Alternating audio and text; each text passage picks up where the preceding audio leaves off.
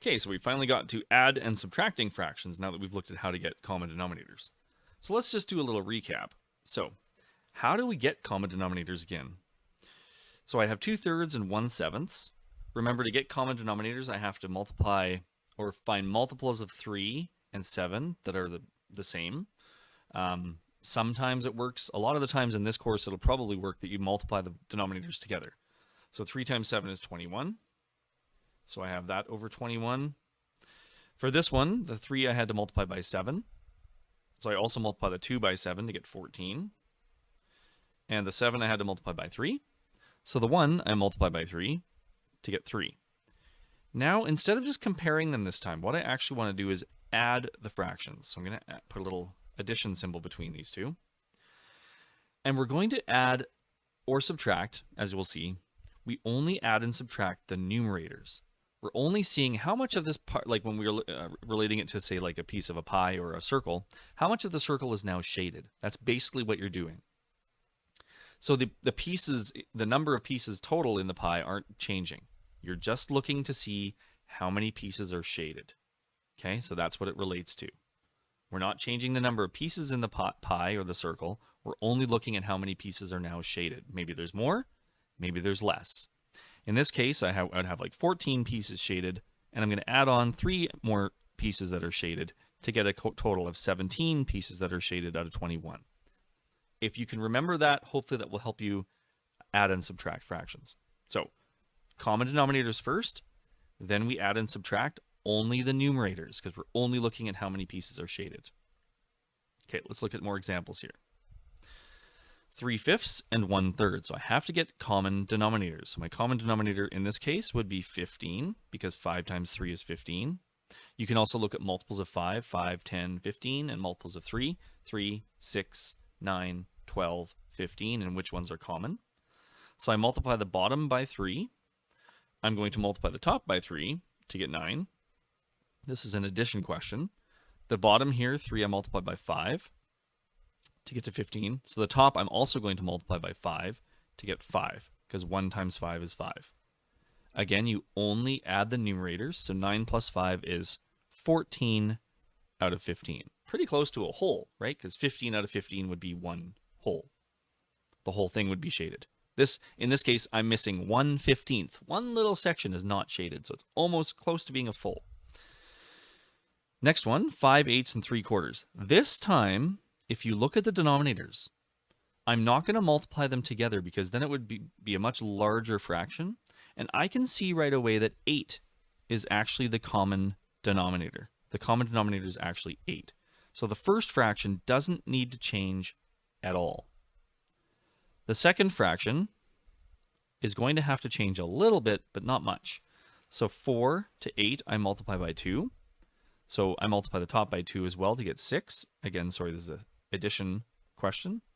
And then 5 plus 6, of course, is 11 over 8. Now, we're coming into the part of having what we call improper fractions. As you get to my grade 10 course, you'll notice I don't really mind improper fractions as much, but in this course, we get in a habit of changing it to a mixed number. So how many times does 8 go into 11? 8 goes in once, and how many are left over? 3. So the mixed number becomes 1 and 3 over 8. And we'll notice in the next lesson, we start adding and subtracting mixed numbers, we actually have to convert them to improper fractions first anyway. So we'll see how that goes. Okay, last two examples are, so those are 2 addition. Now we're going to look at 2 subtraction questions. So 6 out of 7 minus 1/2. So I can see that the common denominator is between 7 and 2. Can you see? 14. Okay. And 7, what did I multiply to get to 14? I multiply by 2. So 6, I also multiply by 2, so I get 12 on top. 2, I multiply by 7, so I multiply the top by 7. And 1 times 7 is 7, of course. And 12 minus 7 is 5 out of 14.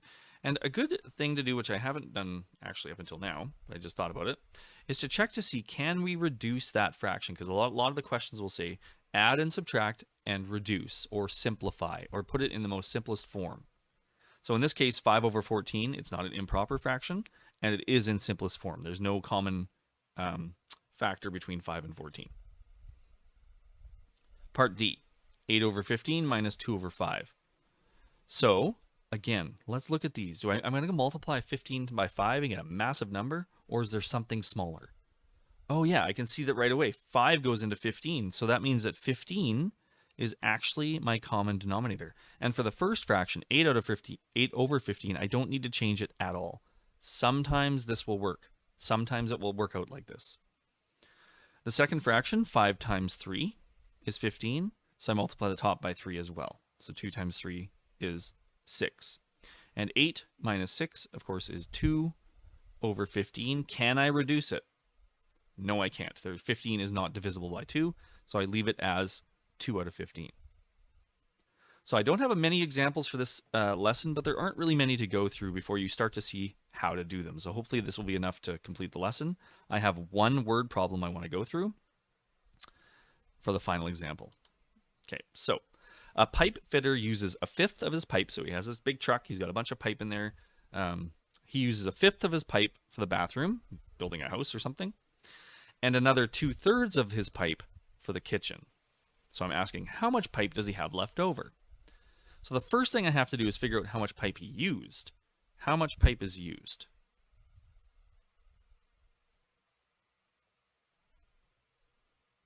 And in order to solve for how much pipe is used, I have to add these two values together. So I have 1/5 he used, and he also used 2/3.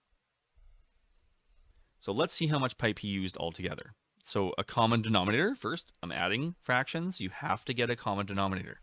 You cannot just add the top and the bottom. Like if I added 1 plus 2, this is wrong, don't write this down. If I added 1 plus 2 is 3, and 5 plus 3 is 8, that is wrong. You cannot just add the tops and the bottoms. I don't know how many pieces of pie there are. Now I've changed, not only have I changed the number of pieces of pie, it can't even relate them. These aren't even comparable. So do not do that. That is incorrect. So common denominators first. So 5 and 3, I know right away it's probably easier just to multiply them. So 15, 5 times 3 is 15 is my common denominator. And then see how many times you multiply the bottom. So 5 times 3 is 15.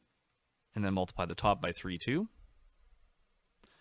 3 times 5 is 15. So 2 times 5 is 10.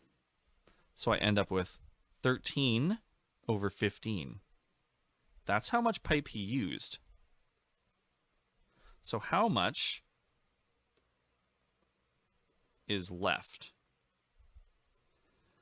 And if you can relate this to the shading of a piece of pie or a circle, right? When I cut that circle up into 15 pieces, right?